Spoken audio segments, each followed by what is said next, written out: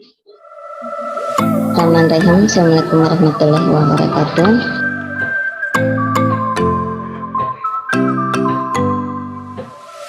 Kalau kita berbicara tentang air, itu kita tidak bisa lepas yang dinamakan dengan bagaimana sih cara kita mengolah air tersebut untuk bisa kita kategorikan bahwa air tersebut bagus atau tidak. Dalam kesempatan ini saya mengangkat materi dengan judul teknik pengolahan air dengan menggunakan media-media penjernih alami yang Bapak Ibu memanfaatkan untuk melakukan penjernihan secara alami.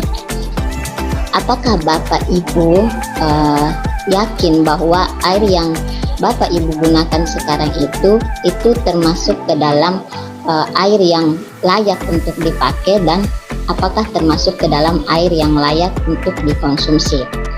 Air yang layak untuk dipakai itu misalnya kayak air itu layak untuk kita gunakan untuk mencuci peralatan makan, kemudian air itu bisa kita layak digunakan untuk mandi. Itu ciri khususnya yaitu yang penting air tersebut adalah jernih kan. Artinya itu bisa kita gunakan untuk dipakai dalam kehidupan sehari-hari. Kalau kita berbicara tentang apakah air tersebut layak untuk dikonsumsi, maka di sini akan ada statement seperti ini, bahwa kita belum meyakini bahwa apakah jernih itu, air yang jernih itu belum pasti menandakan bahwa air itu layak untuk dikonsumsi. Di sini ada pengujian sederhana yang Bapak dan Ibu dapat lakukan di rumah. Di sini untuk mengetahui apakah kualitas air yang Bapak Ibu gunakan itu sudah layak untuk digunakan atau dikonsumsi. Di sini ada dua pengujian. Yang pertama yaitu pengujian untuk mengetahui ada tidaknya mikroorganisme yang di dalam air yang kita gunakan. Yang pertama kita bisa mengambil air tersebut, kemudian kita tutup selama 5 hari, kemudian kita simpan di bagian yang bisa terkena sinar matahari ya. Jadi wadah yang kita gunakan itu harus jernih ya, supaya sinar mataharinya bisa tembus. Setelah disimpan selama 5 hari, kemudian kita lihat kembali apakah air yang kita sudah lakukan pengujian ini itu terjadi perubahan. Kalau tidak terjadi perubahan, artinya tetap jernih, maka kualitas air yang kita gunakan itu sudah dikategorikan layak. Tetapi kalau air yang kita sudah simpan selama 5 hari itu menunjukkan perubahan yang signifikan, seperti misalnya terdapat gumpalan putih atau menunjukkan terjadi perubahan warna, maka air tersebut itu tidak layak kita gunakan atau kita konsumsi.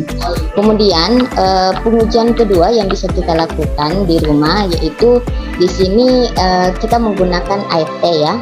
Air teh ini fungsinya untuk menguji ada tidaknya logam berat yang ada pada air yang kita gunakan, khususnya logam besi ya. Jadi sama halnya kita mengambil sampel air yang kita gunakan, kemudian memasukkan air teh, kemudian air teh itu kita simpan selama beberapa jam atau bisa kita simpan selama 24 jam. Keesokan harinya kita lihat kalau misalnya air yang sampel yang kita uji itu tidak terjadi perubahan warna, misalnya tetap menghasilkan warna teh yang wajar, maka air yang kita gunakan itu dikategorikan layak.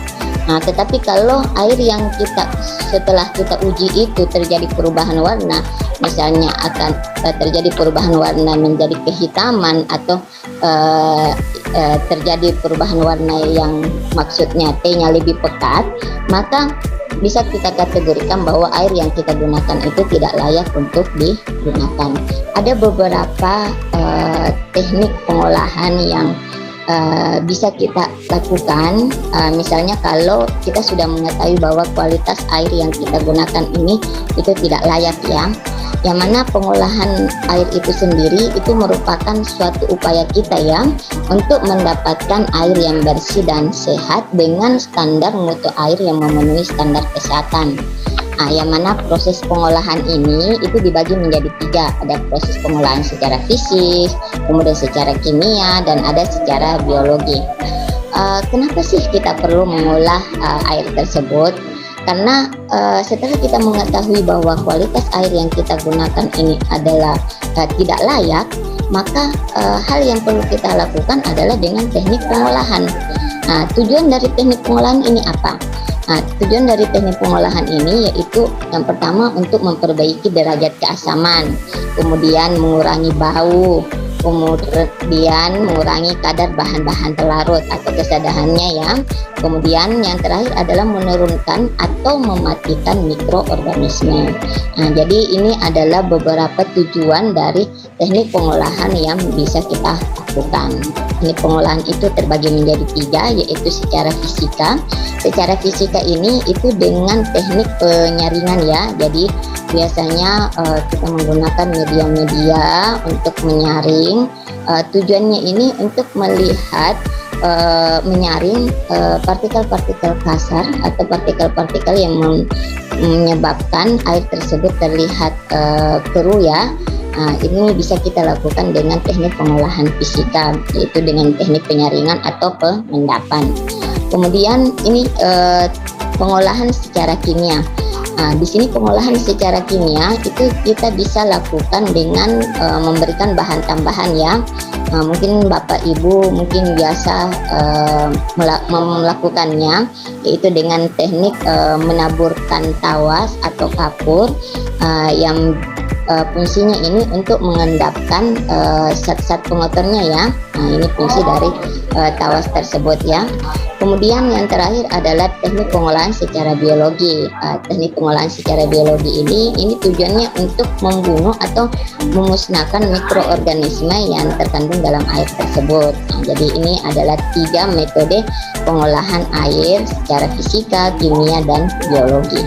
Ada beberapa yang bisa kita lakukan dengan teknik pengolahan ya. Di sini saya memberikan salah satu contoh teknik pengolahan secara fisika, yaitu dengan teknik penyaringan air sederhana. Yang mana penyaringan air ini itu bisa kita menggunakan media-media sederhana atau media-media alami yang aman dan tidak berbahaya serta kita mudah memperolehnya. Jadi media-media yang bisa kita gunakan sebagai bahan untuk penyaringan itu usahakan adalah sesuatu yang termasuk ke dalam bahan alami, kemudian dia tidak berbahaya, kemudian satu lagi itu mudah diperoleh. Untuk media-medianya itu salah satunya seperti kita bisa menggunakan ijuk. Yang mana ijuk ini itu sangat efektif untuk meminimalisir aroma yang tak sedap dan polutan di dalam air. Media penjernih lainnya adalah pasir silika. Di sini pasir silika ini sangat efektif juga dalam menjernihkan air yang keruh karena dia menyaring partikel-partikel kasar sehingga pada akhirnya itu akan menghasilkan air yang lebih jernih. Seperti batu alam. Batu alam ini juga bisa kita gunakan sebagai media penyaring. Ini juga fungsinya untuk memfilter kotoran-kotoran yang berukuran lebih besar, misalnya lumut, daun, atau hewan. Kemudian bisa kita juga gunakan adalah batu kerikil. Batu kerikil ini juga sangat penting sekali untuk menjernihkan air yang keruh. Jadi kalau misalnya air keruh, terdapat air keruh, kemudian kita menggunakan batu kerikil ini sangat bagus sekali untuk menjernihkan air tersebut. Kemudian media yang lain yang dapat kita gunakan itu adalah arang atau batok kelapa ya. Arang yang berasal dari batok kelapa ini fungsinya sangat penting sekali ya, karena arang ini fungsinya sebagai absorben. Jadi dia bisa menyerap logam-logam berat, misalnya tadi pada misalnya ya seperti tadi kita sudah menguji kualitasnya dan ternyata terdapat logam berat seperti besi, ini sangat efektif sekali untuk menyaring logam-logam berat tersebut. Jadi arang ini sangat bagus sekali. Kemudian media yang lain yang bisa kita gunakan misalnya seperti sabuk kelapa. Sabuk kelapa ini juga sangat berfungsi untuk menyaring kotoran-kotoran yang berukuran besar seperti lumut, daun, dan hewan-hewan yang kecil. Ada beberapa yang Bapak Ibu bisa terapkan di lingkungan Bapak Ibu dengan menggunakan teknik penjernihan air sederhana. Misalnya Bapak Ibu bisa gunakan botol bekas, yang mana botol bekas ini itu kita isi dengan media-media tersebut yang tadi saya sudah jelaskan. Kita isi dengan kerikil, kemudian kita isi dengan arang, kemudian kita isi dengan sabuk kelapa. Ini bisa kita isi dengan media-media tersebut, kemudian kita sambungkan dengan keran yang ada di rumah Bapak Ibu sekalian. Kemudian penjernihan yang lain yaitu kita bisa menggunakan drum yang mana drum ini itu juga kita isi dengan media-media yang sudah saya jelaskan tadi. Jadi ini taraf besar ya. Jadi ini taraf besar, kita gunakan drum, kemudian diisi dengan media-media yang tadi, kemudian nanti dialiri air tersebut ke dalam drum ini, kemudian diharapkan itu akan dihasilkan air yang lebih jernih. Kemudian yang bisa kita juga terapkan yaitu kita bisa menggunakan pipa yang berukuran lebih besar, yang mana pipa ini kita isi juga dengan media-media tersebut, kemudian nanti itu akan kita sambung dengan aliran air di lingkungan Bapak Ibu ya. Mungkin untuk media ini itu nanti akan langsung dipraktekkan oleh mahasiswa kami di lingkungan Bapak Ibu, dan Bapak Ibu bisa melihat sekaligus ya bagaimana pipa penyaringan tersebut berfungsi. Proses penyaringan ini hanya berfungsi untuk menghasilkan air yang layak pakai ya. Jadi bukan air yang layak konsumsi. Jadi proses penyaringan ini fungsinya untuk menghasilkan air yang layak pakai. Sedangkan untuk menghasilkan air yang layak konsumsi maka dibutuhkan lagi pengolahan yang lebih lanjut. Beberapa pengolahan lebih lanjut yang dapat kita Bapak Ibu lakukan yaitu seperti biasa ya, itu dengan teknik perebusan. Jadi seperti yang perlu Bapak Ibu ketahui bahwa teknik merebus ini sangat efektif sekali ya, sangat efektif sekali kita gunakan untuk mematikan mikroorganisme penyebab penyakit yang dihasilkan oleh air yang kita konsumsi. Jadi adapun kelebihan dari teknik perebusan ini yaitu dia efektif membunuh semua mikroorganisme, kemudian sederhana dan sekira sudah banyak ya diterapkan oleh Bapak dan Ibu sekalian. Namun di sini teknik perebusan ini memiliki kekurangan karena dengan merebus artinya kita perlu bahan bakar yang lebih ya, kemudian biasanya dengan teknik perebusan apalagi biasanya kita menggunakan kayu bakar, itu pada akhirnya itu akan menghasilkan pencemaran udara ya. Kemudian kekurangannya juga biasanya air yang sudah direbus kalau tidak bagus penyimpanannya itu biasanya juga akan kembali tercemar. Seperti itu. Kemudian teknik kedua yang bisa kita lakukan yaitu dengan teknik sodis, disinfeksi air dengan matahari. Jadi teknik sodis ini itu tapi di sini teknik sodis ini itu kita isi air layak pakai itu kita isi di dalam botol, kemudian kita langsung sinari dengan sinar matahari. Yang mana pada saat kita sinari dengan sinar matahari ini fungsinya untuk melumpuhkan mikroorganisme yang ada di air tersebut.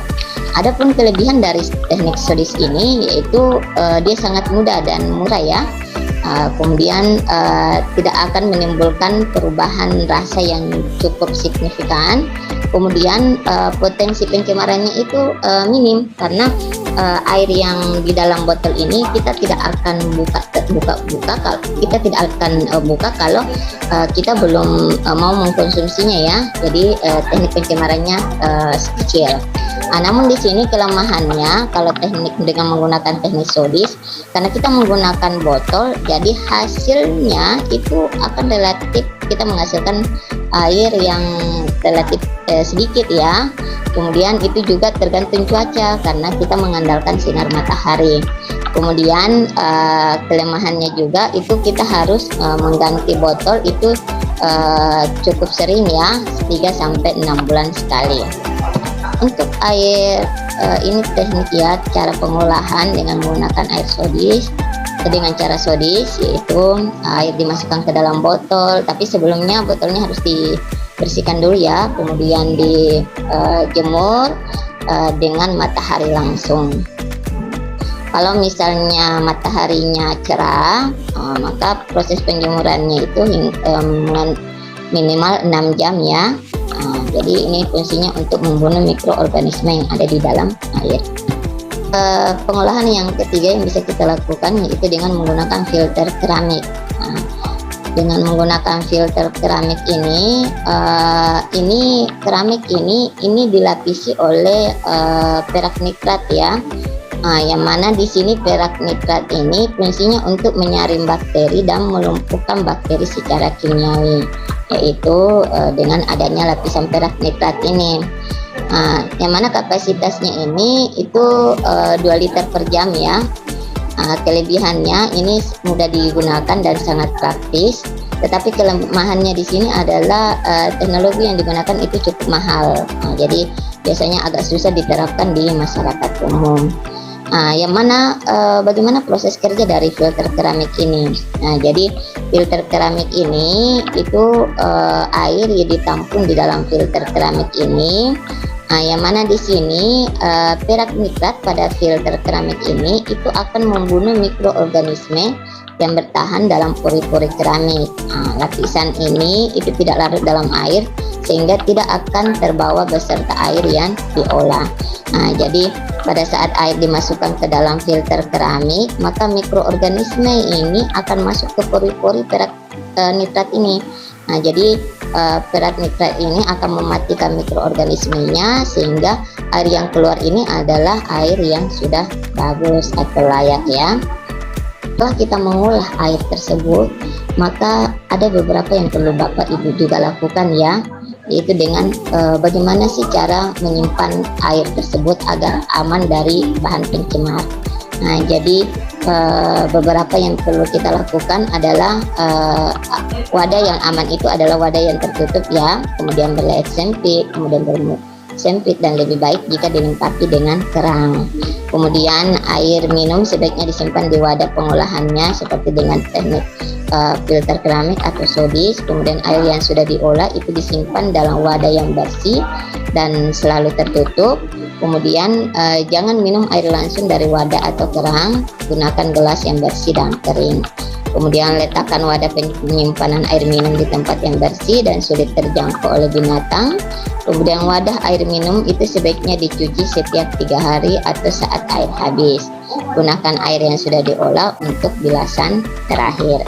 Jadi ini beberapa yang perlu Bapak Ibu lakukan. Kalau misalnya air yang sudah Bapak Ibu olah itu sudah layak untuk dikonsumsi, maka langkah selanjutnya adalah bagaimana proses penyimpanannya. Maka penyimpanannya ini bisa Bapak Ibu terapkan.